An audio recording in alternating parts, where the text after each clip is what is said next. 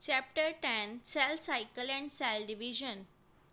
Are you aware that all organisms, even the largest, start their life from a single cell? You may wonder how a single cell then goes on to form such large organisms. Growth and reproduction are characteristics of cells, indeed of all living organisms. All cells reproduce by dividing into two, with each parental cell giving rise to two daughter cells each time they divide. These newly formed daughter cells can then self grow and divide, giving rise to a new cell population that is formed by the growth and division of a single parental cell and its progeny. In other words, such cycles of growth and division allows a single cell to form a structure consisting of millions of cells. Cell cycle. Cell division is a very important process in all living organisms. During the division of a cell, DNA replication and cell growth also takes place. All these processes, that is cell division, DNA replication and cell growth, hence have to take place in a coordinated way to ensure correct division and formation of progeny cells containing intact genomes.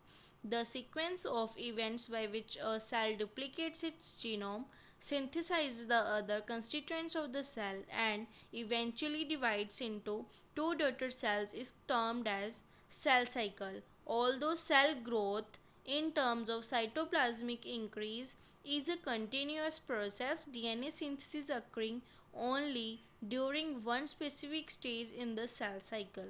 The replicated chromosomes DNA are then distributed to daughter nuclei by a complex series of events during cell division. These events are themselves under genetic control. Phases of cell cycle. A typical eukaryotic cell cycle is illustrated by human cells in culture. These cells divide once in approximately every 24 hours. However, this duration of cell cycle can vary from organism to organism and also from cell type to cell type. Yeast, for example, can progress through the cell cycle in only about 90 minutes. The cell cycle is divided into two basic phases: interphase, M phase, mitosis phase. The M phase represents the phase when the actual cell division or mitosis occurs, and the interphase represents the phase between two successive M phases. It is significant to note that in the 24-hour average duration of cell cycle of a human cell, cell division proper lasts for only about an hour. The interphase lasts more than 95% of the duration of the cell cycle. The M phase starts with the nuclear division corresponding to the separation of daughter chromosomes, karyokinesis, and usually ends with division of cytoplasm, cytokinesis. The interphase, though called the resting phase, is the time during which the cell is preparing for division by undergoing both cell growth and DNA replication in an orderly manner.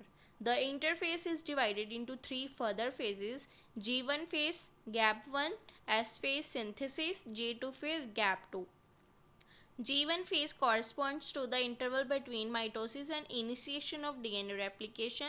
During G1 phase, the cell is metabolically active and continuously grows but does not replicate its DNA. S or synthesis phase marks the period during which DNA synthesis or replication takes place.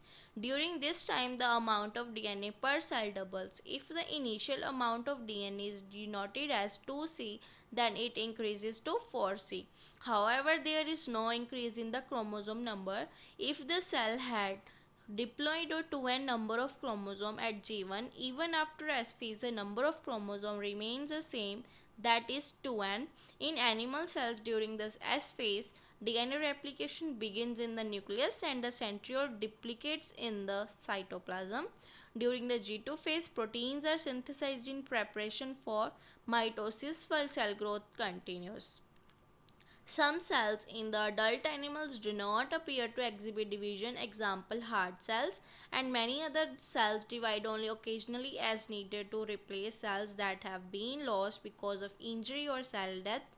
These cells that do not divide further exit G1 phase to enter an inactive stage called quiescent stage, G0, of the cell cycle. Cells in this stage remains metabolically active but no longer proliferate unless called on to do so, depending on the requirement of the organism. In animals, mitotic cell division is only seen in the diploid somatic cells. However, there are few exceptions to this where haploid cells divide by mitosis, for example, male honeybees. Against this, the plants can show mitotic division in both haploid and diploid cells. From your recollection of examples of alternation of generation in plants, chapter 3rd, identify plant species and stages at which mitosis is seen in haploid cells. Amphase. This is the most dramatic period of the cell cycle, involving a major reorganization of virtually all components of the cell. Since the number of chromosomes in the parent and progeny cells is the same, it is also called as equational division. Though for convenience, mitosis has been divided into four stages of nuclear division karyokinesis. It is very essential to understand that cell division is a progressive process and very clear-cut lines cannot be drawn between various stages. Karyokinesis involves following four stages: prophase, metaphase, anaphase, telophase. Prophase, which is the first stage of karyokinesis of mitosis, follows the S and G2 phases of interphase. In the S and G2 phases, the new DNA molecules formed are not distinct but intertwined. Prophase is marked by the initiation of condensation of chromosomal material. The chromosomal material becomes untangled during the process of chromatin condensation. The centrosome, which had undergone duplication during S phase of interphase, now begins to move towards opposite poles of the cell. The completion of prophase can thus be marked by the following characteristic events. Chromosomal material condenses to form compact mitotic chromosomes. Chromosomes are seen to be composed of two chromatids attached together at the centromere. Centrosome, which had undergone duplication during interphase, begins to move towards opposite poles of the cell. Each centrosome radiates out microtubules called esters. The two esters together with spindle fibers form mitotic apparatus. Cells at the end of prophase, when viewed under the microscope, do not show Golgi complexes, endoplasmic reticulum, nucleolus, and the nuclear envelope. Metaphase. The complete disintegration of the nuclear envelope marks the start of the second phase of mitosis. Hence, the chromosomes are spread through the cytoplasm of the cell. By this stage, condensation of chromosome is completed and they can be observed clearly under the microscope. This then is the stage at which morphology of chromosome is most easily studied. At this stage, metaphase chromosome is made up of two sister chromatids which are held together by centromere. Small disc-shaped structures at the surface of the centromeres are called kinetochores. These structures serve as the sites of attachment of spindle fibers formed by the spindle fibers to the chromosome that are moved into position at the center of the cell. Hence, the metaphase is characterized by all the chromosomes coming to lie at the equator with one chromatid of each chromosome connected by its kinetochore to spindle fibers from one pole and its sister chromatid connected by its kinetochore to spindle fibers from opposite pole.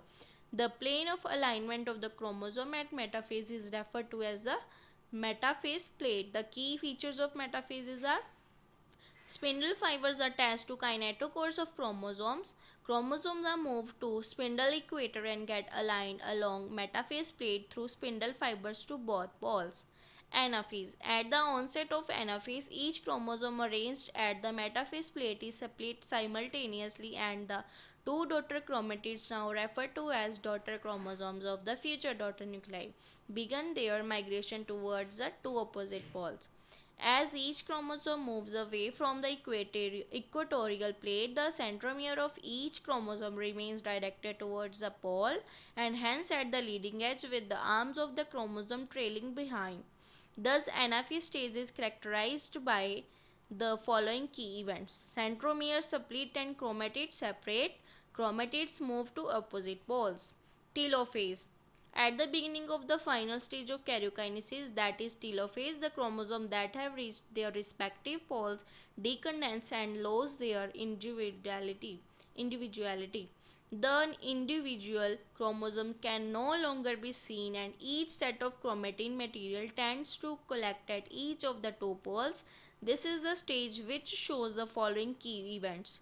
Chromosomes cluster at opposite spindle poles and their identity is lost as discrete elements. Nuclear envelope develops around a chromosome cluster at each pole, forming two daughter nuclei. Nucleolus Golgi complex and ER reform. Cytokinesis. Mitosis accomplishes not only the segregation of duplicated chromosome into daughter nuclei, that is karyokinesis, but the cell itself is divided into two daughter cells by the separation of cytoplasm called cytokinesis, at the end of which cell division gets completed. In an animal cell, this is achieved by the appearance of a furrow in the plasma membrane. The furrow gradually deepens and ultimately joins in the center, dividing the cell cytoplasm into two. Plant cells, however, are enclosed by a relatively inextensible cell wall, therefore they undergo cytokinesis by a different mechanism.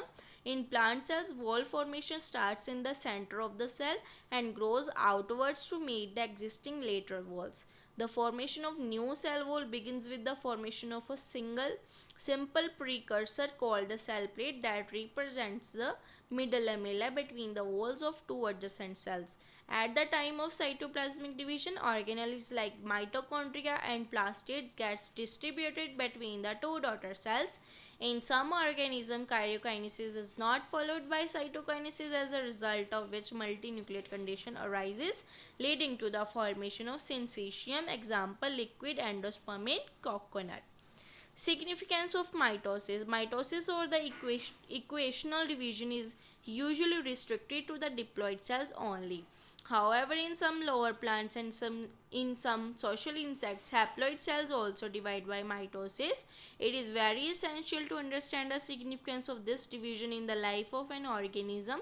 Are you aware of some examples where you have studied about haploid and diploid insects? Mitosis usually results in the production of diploid daughter cells with identical genetic complement. The growth of multicellular organism is due to mitosis. Cell growth results in disturbing the ratio between the nucleus and the cytoplasm.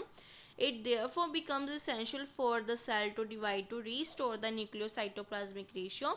A very significant contribution of mitosis is cell repair.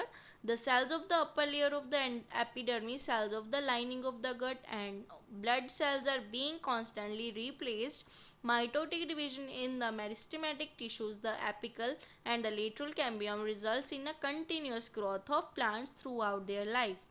Meiosis, the production of offspring by sexual reproduction, includes the fusion of two gametes, each with the complete haploid set of chromosomes. Gametes are formed from specialized diploid cells. This specialized kind of cell division that reduces the chromosome number by half results in the production of haploid daughter cells. This kind of division is called meiosis. Meiosis ensures the production of haploid phase in the life cycle of sexually reproducing organism, whereas fertilization restores the diploid phase. We come across meiosis during gametogenesis in plants and animals. This leads to the formation of haploid gametes. The key feature of meiosis are as follows.